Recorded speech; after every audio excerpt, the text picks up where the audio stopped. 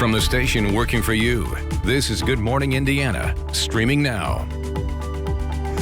Dozens of firefighters battle a massive fire at a West Side church. Now at 4:30, the latest on the investigation into what started this blaze. Plus, smokers in Indiana could have to pay more to light up. This morning, the latest on a proposal to increase the cigarette tax. And now that Thanksgiving is over, there's a countdown to Christmas officially underway. This morning, the warning from postal workers if you plan on mailing any gifts. But first, here at 4:30, I want to thank you for joining our team on Good Morning Indiana. We hope you had a great Thanksgiving. And it is Black Friday. Todd, a lot of people may be waking up full this morning after eating so much, but now the shopping is on, or the online shopping is on, we should say. I'm one of those guys. I ate a little too much yesterday. But nonetheless, it's a decent day, whether you're getting out to exercise or shop, like you said, Lauren, or maybe you're just sitting home.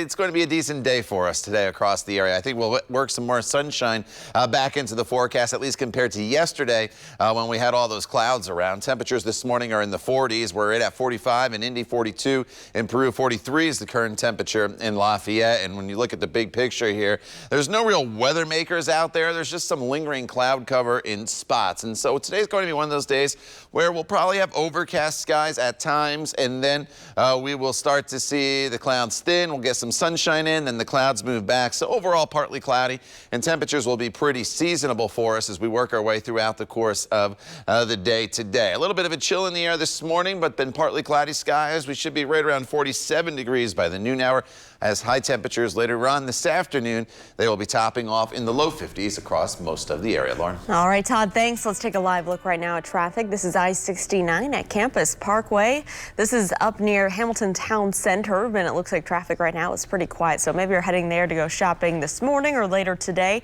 We'll keep you updated if there are any delays on your roads. Dispatch Battalion 1, I'm on the scene. I will assume command of a two-story ordinary construction building being used as a church. It looks like we have heavy fire through the roof. Well, that is a scene that firefighters responded to at Great Zion Fellowship Community Church when they were being dispatched. The fire started around 11 o'clock Thanksgiving night.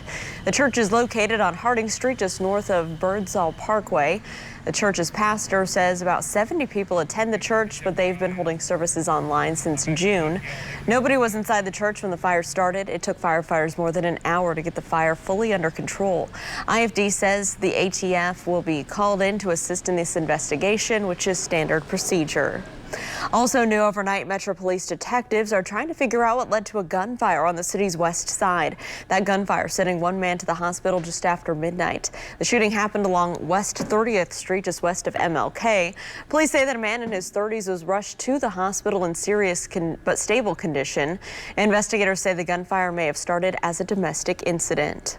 Let's turn now to the coronavirus pandemic and its latest impact on our state. The state's health department reports more than 6,400 new coronavirus cases Thursday. That report was the highest number of new cases since Sunday. Since the pandemic began, nearly 319,000 Hoosiers have been diagnosed with COVID-19. The highest concentration of new cases are among Hoosiers between 20 and 29 years old. Hoosiers in their 40s are the second most impacted age group. On Thursday, state health officials also confirmed 63 additional Hoosiers have died with the virus. Since March, nearly 5,300 Hoosiers have died with COVID-19. November is the deadliest month of the pandemic so far. This month alone, more than 1,100 Hoosiers have died with the coronavirus. This morning, the coronavirus is already interrupting the Butler men's basketball season. The university says Sunday's game against Eastern Illinois is postponed after an initial positive test. The teams also paused all activities. Butler did not publicly name who tested positive, but they say they're considered a Tier 1 personnel. That level includes student athletes, coaches, and select support staff. The team is waiting on confirmation test, which will determine what happens next. This morning, legislative leaders say they're willing to increase the state's cigarette tax, but they say that the increase needs to include specifics on how the new revenue will be used to improve public health. Republican House Speaker Todd Huston says that the increasing the tax is likely to lower the smoking rate, but he says additional state revenue will eventually fall off. The Indiana Chamber of Commerce has recommended the cigarette tax by $2 per pack. Indiana's adult smoking rate is one of the highest in the country. The Trump administration has given TikTok until December 4th to find a U.S. buyer. The app's Chinese owner, ByteDance, is trying to finalize a takeover deal by Oracle and Walmart. The deadline for selling TikTok has been extended twice in the past month. In an executive order this summer, President Trump set a hard deadline of November 12th for the change of ownership. He called the Chinese-owned social media video sharing app a threat to our national security. The deal is to transfer control of TikTok to Oracle and Walmart, but is yet to be greenlighted by the U.S. government or Chinese regulators.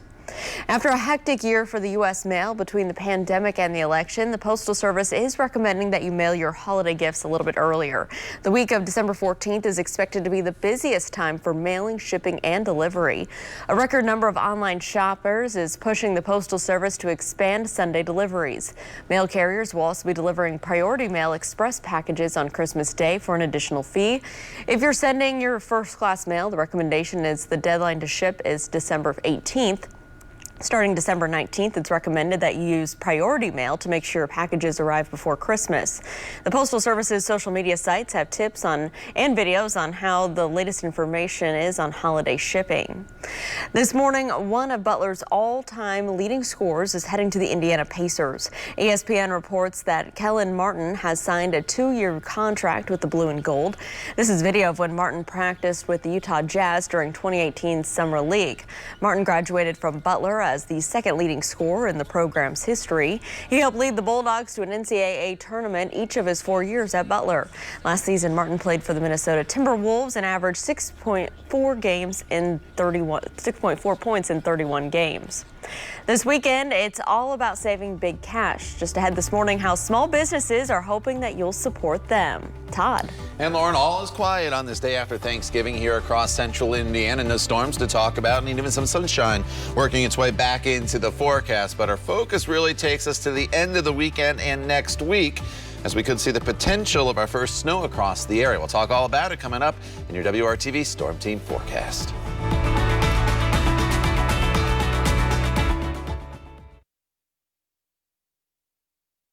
The time right now is 4:40. Welcome back to Good Morning Indiana. Here's a live look at I-70 near Ronald Reagan and Ameriplex Parkways. This is out near the airport, and you can see traffic there is pretty quiet early this morning. No delays to slow you down. And the good news, no crashes to report around the metro area. Well, it's time to make your list and check it twice for your holiday shopping. This year, more than ever, it's important to try and shop small. Our Amanda Starantino visited small businesses in Johnson County and explains how you can help them rebound by starting with Small Business Saturday. It's definitely not my favorite year. It's been a little bit of a struggle. We ended up closing our doors, I think it was March 13th, and we just had to get very creative with what we were doing. For many, this year has been tough, and small businesses got hit hard with the pandemic closures and restrictions, forcing many owners to do whatever they can to stay afloat. It's just been a constant, rebalancing game, refocusing, thinking about new ways to do things.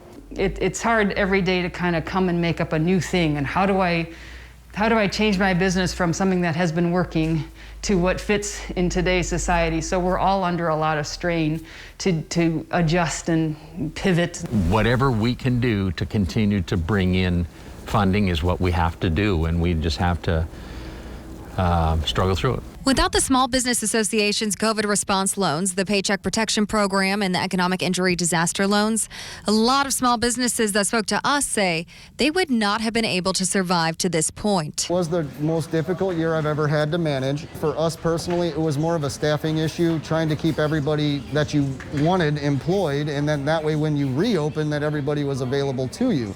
As long as they wanted to come back and felt comfortable, we retained all of our employees. And the SBA is urging shoppers to continue to support them so these stores can continue to stay in our communities. So I think it's really important, if you want to see those small businesses stay in your community, which, they're the lifeblood of that community. They hire folks locally. They support the local sports programs and sports teams. They are entrenched in these communities, and we need them to survive. They employ 50% of all Hoosiers from small businesses. Statistics from American Express's Small Business Saturday website show 62% of small business owners need to see consumer spending back at pre-pandemic levels by the end of the year, or they won't survive. Shopping local is just a small price to pay for quality that you simply cannot find online. Considering we're a full-service shop, you can't get service online. You can't touch the product. You don't have the communication with another person who actually knows what they're doing. If you shop too much online, we might not be here anymore. So who's going to service your bike? And the last Yelp Local Economic Impact Report shows that in the wake of COVID-19, changing the way stores and restaurants must operate, Yelp says they see both permanent and temporary closures rise across the nation, with 60% of those closed businesses not reopening.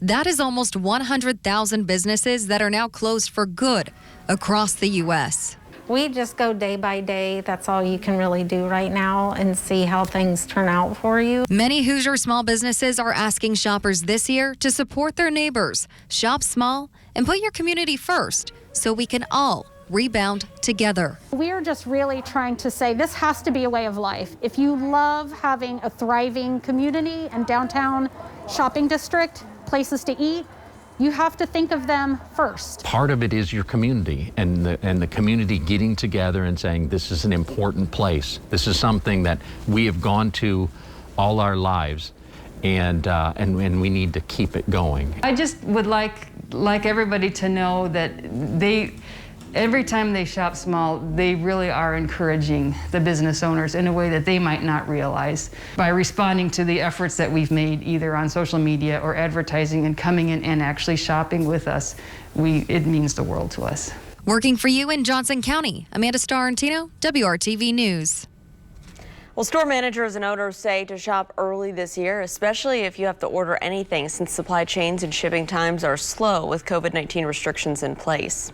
All right, Todd, if people are heading out shopping maybe early this morning, they won't need the rain jacket, right? Yeah, you don't need any rain gear. That's the good news. And you probably don't need the real heavy coat and the hat and gloves because temperatures this morning, not all that bad. We're sitting in the 40s in almost all locations. And really, the entire day today is going to be decent. And the weather is actually pretty nice all the way through the weekend before things start to get a little interesting.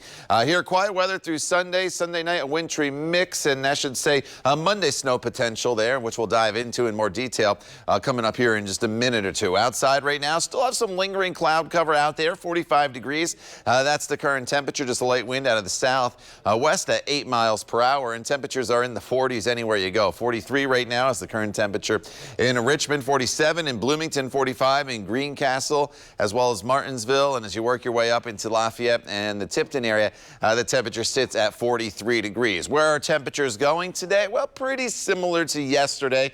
We'll have highs that'll top off right around 50, 51 degrees, and we'll kind of toggle back and forth between mostly cloudy skies. The sun will come out for a little bit, then the clouds will fill back in, so you can probably call it partly to mostly cloudy throughout the day. But again, you do not have to worry about any precipitation in the forecast for the day today. It will be completely dry from start to finish, and you see some breaks in the clouds, and then other places down to the south currently dealing with a little more in the way of cloud cover. And it's really the same deal when we expand out. There's no big storm systems out there as of right now. So if you have plans on this Friday evening, temperatures will be in the mid-40s. The sun will set at 5:22 this evening with skies that'll be partly cloudy. Here's your weekend forecast, and it's not bad. Saturday, a lot of sunshine from start to finish.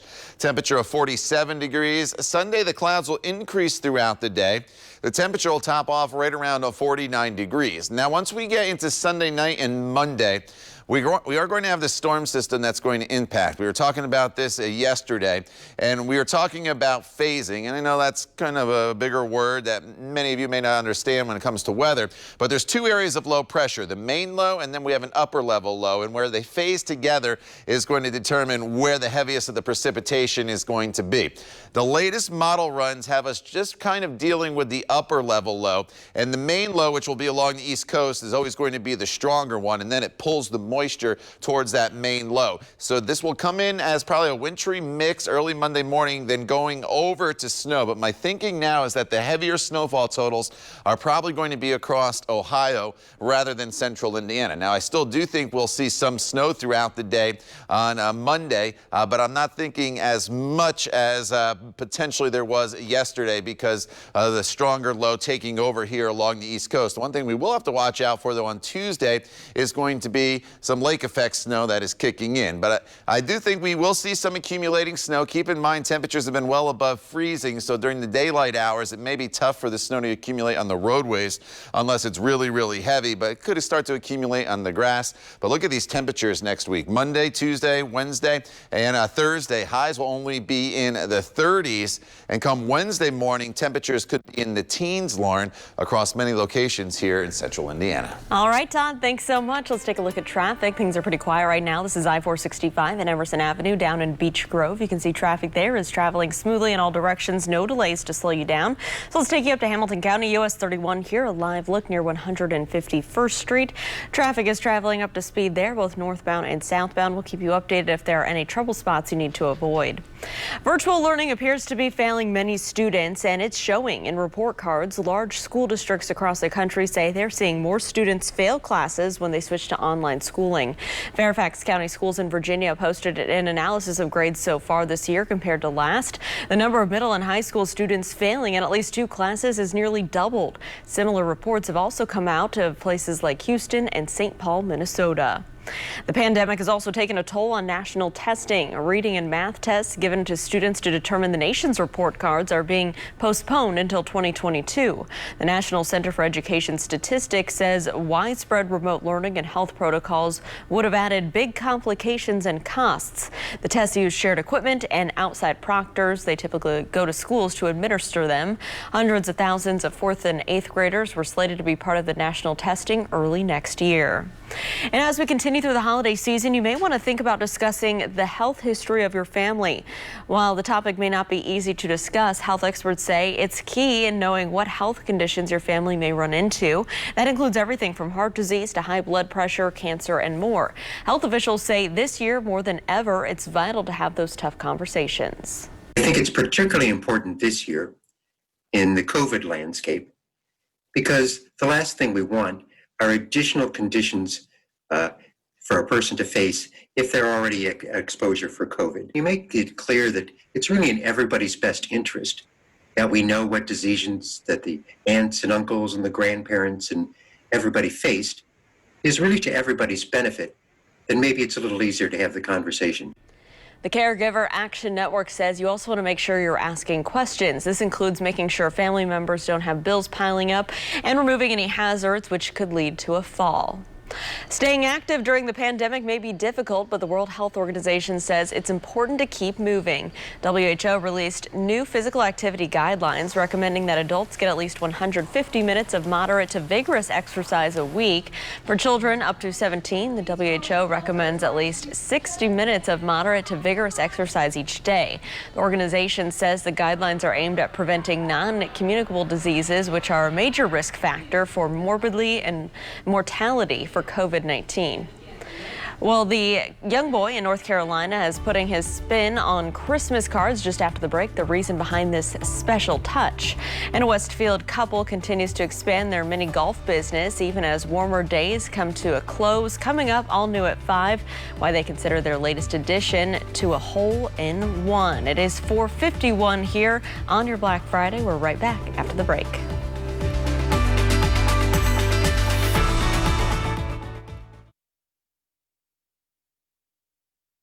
It's 4:55. Welcome back to Good Morning Indiana. You can take a live look right here, a little west of the downtown area, I-70 here at Harding Street. You can see traffic is traveling smoothly, still pretty quiet out that way.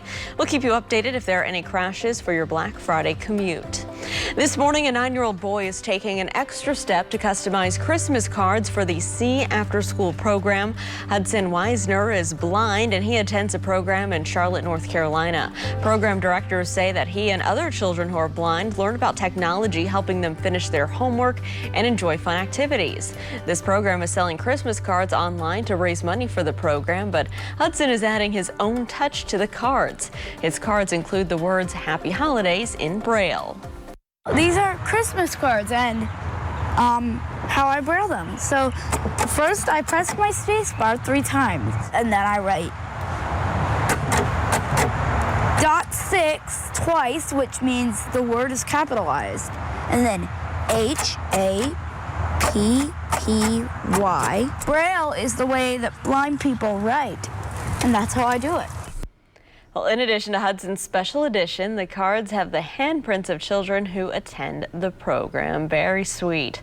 Well, we are heading straight into the holiday season, Todd, and what can we expect as we head into this weekend? You know, it's pretty quiet this weekend. That is the good news. Today, tomorrow, and Sunday are dry days. Tomorrow probably features the most in the way of sunshine and a high temperature of 49 degrees. Monday is the interesting day, accumulating snow likely across at least parts of the area, especially off to the east, it looks like at this point. And then Tuesday, some lake effect snow showers will be a possibility with some additional accumulation for parts of the area.